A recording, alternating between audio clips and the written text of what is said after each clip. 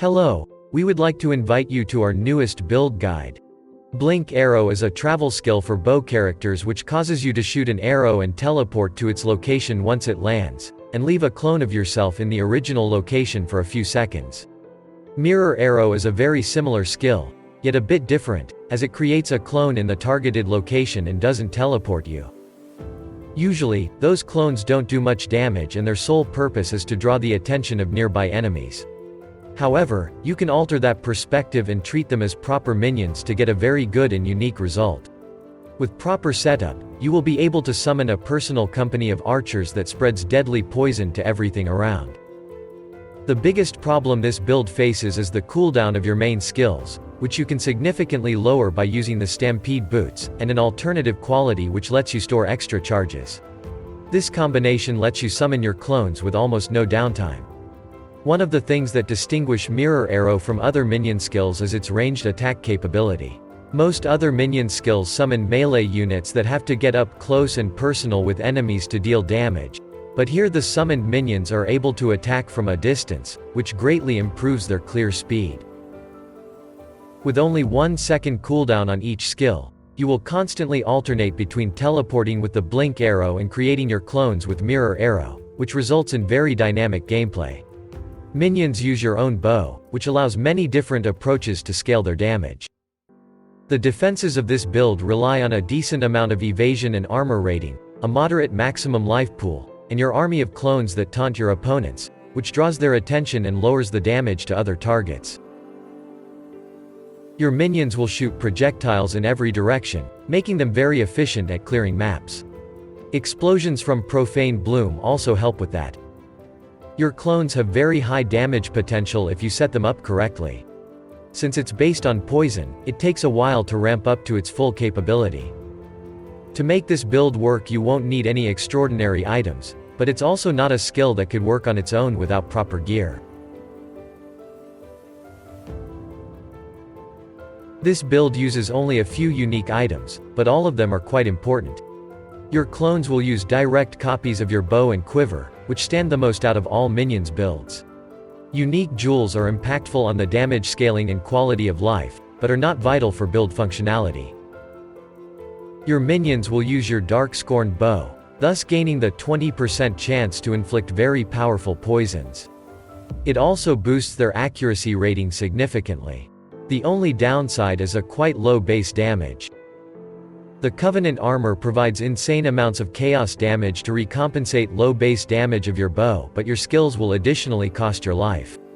It also provides a lot of energy shield rating which is needed to sustain your Eldritch battery. The Stampede are a necessary item for this build as it provides a lot of cooldown recovery for your main skills. You can also apply additional Anoint on them. We recommend getting the Steeped in the Profane notable to improve your curses or the Corruption to make your Wither effect stronger. Darkness Enthroned Belt greatly enhances any 2 Abyss jewels socketed in it, so put your best ones here. It's an important piece to get the 100% poison chance for your minions. You can get a lot of cooldown recovery rate with proper Watcher's Eye modifiers. Since it's a rather unpopular modifier, you can look for useful defensive aura modifiers here as well. Although it's a much lower value than the previous jewel, it is still worthwhile to get the cooldown recovery rate with the Balance of Terror jewel. Manually casting curses is quite enjoyable thanks to the Hex Bloom support and Occultist's explosions. The Traitor Keystone provided by the Brutal Restraint will greatly help you with the Flask sustain. It can also grant a lot of dexterity and minion damage if you got the right modifiers. By putting the Fortress Covenant in your cluster jewel sockets you can bypass its downside while getting a lot of minion damage for free. It also grants some block chance for them, which is quite useful given their low life pool.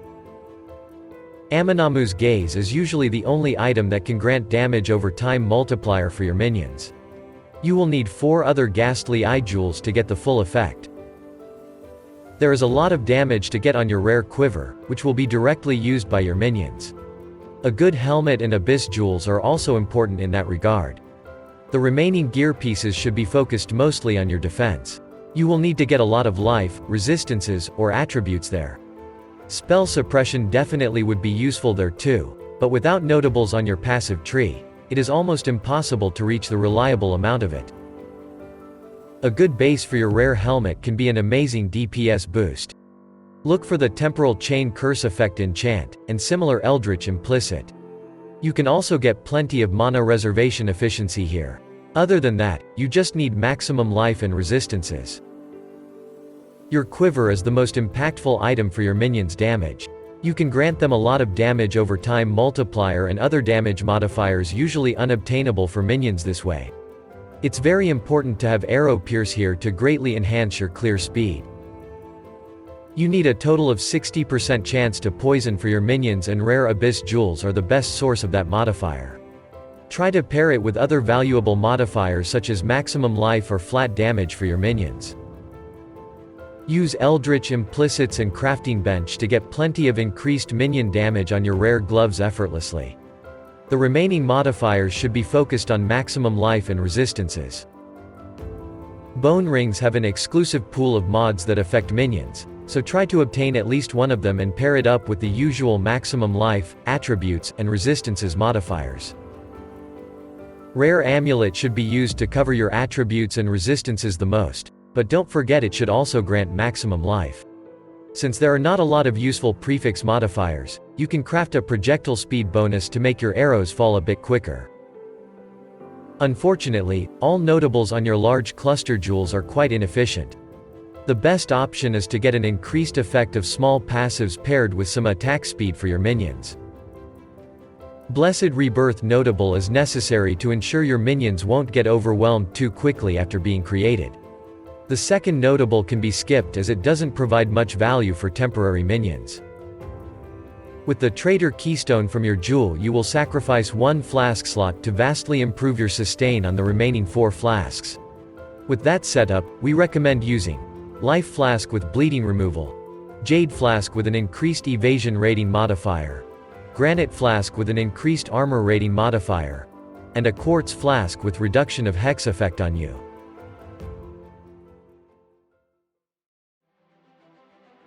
Blink Arrow shots an arrow that teleports you to the targeted location and leaves your clone in the original position. The clone uses your bow and quiver to attack nearby enemies. Mirror Arrow is a very similar skill to the previous one, but this time without the teleport part. Use the phantasmal quality on them both to get additional uses. The chance to poison support used here is necessary to cap your poison chance at 100%. The greater multiple projectiles gives you additional arrows to boost your clear, but for pure single target scenarios such as boss fights, we recommend swapping it to Deadly Ailments support to improve your damage. Wither is a very powerful debuff that increases chaos damage taken by the enemies. Pair it with a spell totem to apply maximum stacks nearly instantly. You will also apply 1 stack per second passively thanks to your ascendancy, but it's not reliable enough to skip this setup. Malevolence improves the damage over time dealt by your minions but also increases the duration of various effects, such as your clones, or Divine Blessing itself. By using this aura with the Divine Blessing support you can use it as a temporary buff that doesn't reserve your mana. Grace is a defensive aura that grants you a lot of flat evasion rating and raises it even higher. Determination works just like the previous one, but for armor rating. It grants a slightly less flat value but a higher multiplier, so it's good to have armor rating on your gear. Haste grants a lot of attack speed for you and your minions. It also unlocks a very important Watcher Eye modifier which grants you cooldown recovery. To minimize the mana reserved by your auras, you should link them with the Enlightened support. Temporal Chain slows the action speed of cursed enemies and makes poisons last longer, thus dealing more damage. Despair lowers the chaos resistances of your enemies, which improves the damage dealt by your poison. To get the maximum effect of those curses you need to cast them manually. Thanks to the Hex Bloom support, they will spread to nearby enemies upon killing the main target, which leads to amazing chain explosions with the Profane Bloom. Carrion Golem is a minion that adds a lot of physical damage to all other nearby minions. Thanks to this setup his attacks will grant you a Feeding Frenzy buff which boosts the damage of all your minions even further. Flesh Offering consumes corpses to give a lot of attack speed to your minions for a short duration. Desecrate creates corpses required for your offering. This gem can be kept at a low level to avoid high dexterity requirements as it doesn't affect the offering power. Molten Shell improves your armor rating temporarily and absorbs a big part of incoming damage. The more armor you get, the more damage it can absorb. The Bandits offer no meaningful bonuses for this build, so it's best to help Aramir and be rewarded with 2 bonus passive skill points. The best use for your major Pantheon power is to get Soul of the Brine King and its upgrades. It will grant you immunity to freeze and stun lock avoidance, which can be quite lethal in some situations. Chaos damage and poisons are very deadly if you don't have enough chaos resistances. For that reason, we recommend getting the Soul of Shikari as your minor Pantheon power. You can also use Soul of Ralakesh if you find bleeds more annoying to deal with.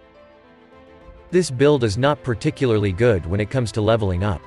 You need a lot of specific gear pieces and passives to make it work, so we recommend leveling as a regular minion build and transition once you reach the end of the campaign. On your passive tree you focus on picking up notables that boost your minion damage, raise your maximum life, or improve your aura effects. You will also want to take both duration clusters, as they will significantly affect the uptime on your archery clones.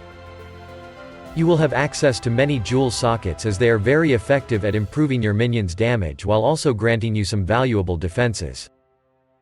The Eldritch Battery Keystone is very important for your mana management, but you have to waste a few points on traveling nodes. If you can, use the Lisha's invocation of Eldritch Battery on your Sanctified Relic to get that keystone effect without wasting any points on your tree. Occultist's Ascendancy is very powerful for any poison build, as there are not many possibilities to lower enemies' chaos resistances otherwise. The Profane Bloom is also very powerful and sought after notable that vastly improves your clear speed. The Brutal Restraint can be socketed in a few places to grant you the Traitor Keystone, but the best place for that is just under the Scion starting point, as it has the most notables that could grant you additional effects. This is everything you need to know to successfully play this build. If you enjoyed the video and want to see more guides, please leave a like, subscribe, or comment your thoughts. Stay safe, and see you in the next video.